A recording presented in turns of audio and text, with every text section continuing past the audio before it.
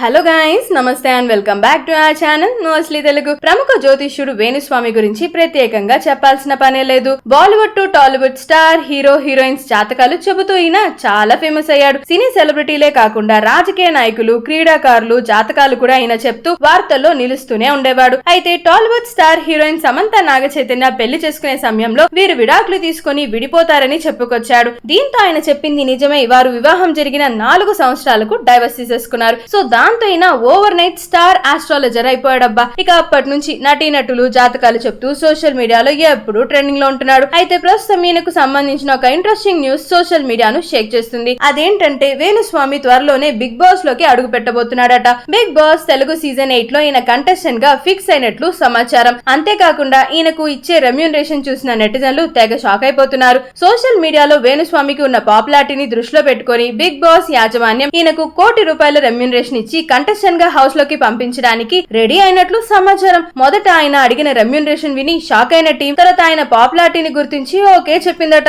దీంతో ఆయన big boss house లో సందడి చేయడానికి రెడీ అయినట్లు సమాచారం. ఇంతకీ దీని మీద మీ ఒపీనియన్ ఏంటి? మీరేమనుకుంటున్నారు? వేణుస్వామి బిగ్ బాస్ సీజన్ 8 లో ఉంటే సీజన్ ఏ మాత్రం హిట్ అవుతుందంటారు? సో వెంటనే కమెంట్ బాక్స్ లో చెప్పండి. సో ఇలాంటి మరిన్ని ఇంట్రెస్టింగ్ ఫిల్మీ ట్రెండింగ్ అప్డేట్స్ కోసం ఏం చాలా తెలుసుగా సింపుల్ గా మన ఛానల్ ని సబ్స్క్రైబ్ చేసుకుని పక్కన ఉన్న బెల్ ఐకాన్ ని సైతం క్లిక్ చేయడం మాత్రం అస్సలు మర్చిపోద్ది. అండ్ అలానే ఈ వీడియో కనుక మీకు నచ్చినట్లయితే కాస్త లైక్ చేయండి, షేర్ చేయండి. అండ్ ఇంత ప్రేమగా ఆడుతున్నాను కదా, చిన్నగా సబ్స్క్రైబ్ చేసుకోలేదా చెప్పండి. సో వెంటనే చేసేసుకోండి.